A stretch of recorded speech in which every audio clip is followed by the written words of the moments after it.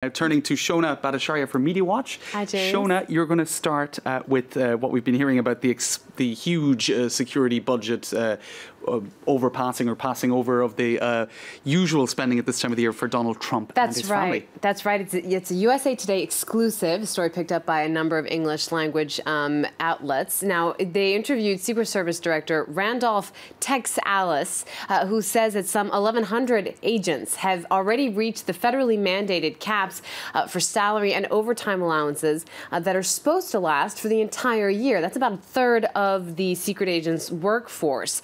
Secret Service, I should say, not secret agents. Now, they're asking Congress to intervene to provide additional funding to pay agents for work that they've already done.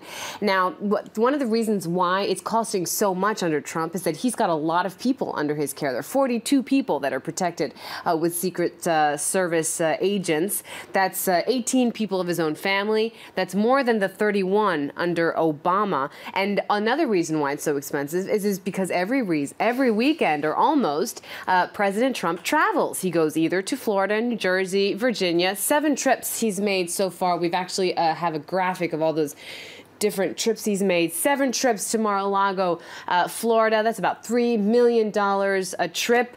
5 trips to Bedminster to his golf club in New Jersey. 1 trip to the Trump Towers, and that's about $60,000 just in golf cart rentals alone, just for the Secret Service. Didn't he criticize Barack Obama a lot for playing golf? It's ridiculous. He probably shouldn't have done that if he, was going to play as much golf. Maybe he never thought that he'd be president. I don't know. But anyway, here we are. The fact that they're expensive is not a new fact. Right. We've been knowing this ever since he got into office. We have an LA Times cartoon from March about how the taxpayers paying for his golfing outings, etc. Now, this is the first time in a generation that a U.S. president has adult children in the White House, and all of his children need security, and all of them are traveling. You've got and Ivanka, they have families, they have wives, they have kids, husbands, they have children. husbands, they have spouses, adult children. You've got Ivanka and Jared skiing vacation in Aspen. You've got Tiffany Trump, the president's youngest daughter, going off for vacations in Germany and in Hungary with her boyfriend,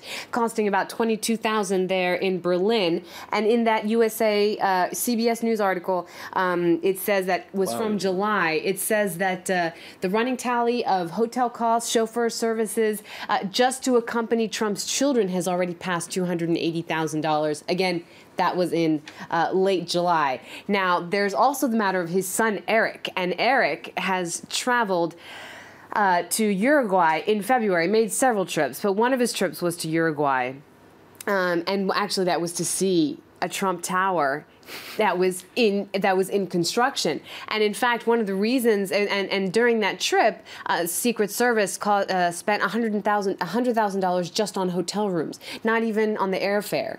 And so this Atlantic article from February points out that the problem, quote, is that the $97,830 charge was for all intents and purposes a business expense, one of what will likely be many instances of the federal government paying to effectively subsidize the Trump Organization. Not only that, it's yet another reminder of the president's refusal to divest from his businesses, a situation that continues to create a multitude of conflicts of interest. Right, so I guess it's a lifestyle choice as well as the fact that there are so many of them, and it's a business choice as well. It's profiting them. Right, well, it's not reflecting so well for now on the Trumps, I guess.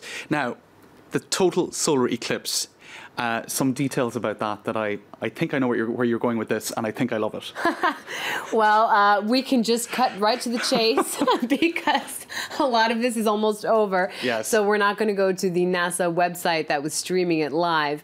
But yes, Bonnie Tyler did sing Total Eclipse of the Heart in the Caribbean. Of course she did. On a cruise that was there to see the eclipse in the Caribbean. She also sang it on CNN. Here we can take a listen to her singing.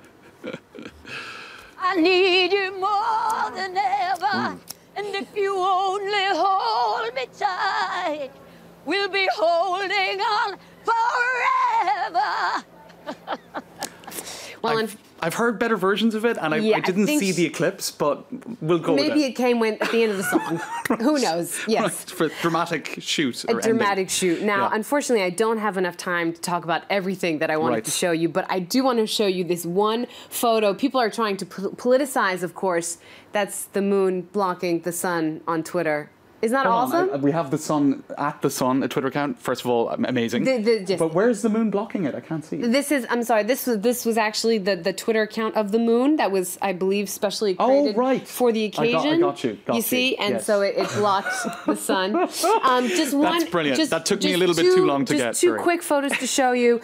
We've got this photo making the rounds. Trump not using his eclipse glasses to look at the eclipse. I know. Is this a sort of maybe it's a to sign. Be the Sun King type thing? The Sun King. He doesn't need it. No, but Dad was already in France. It's the wrong century.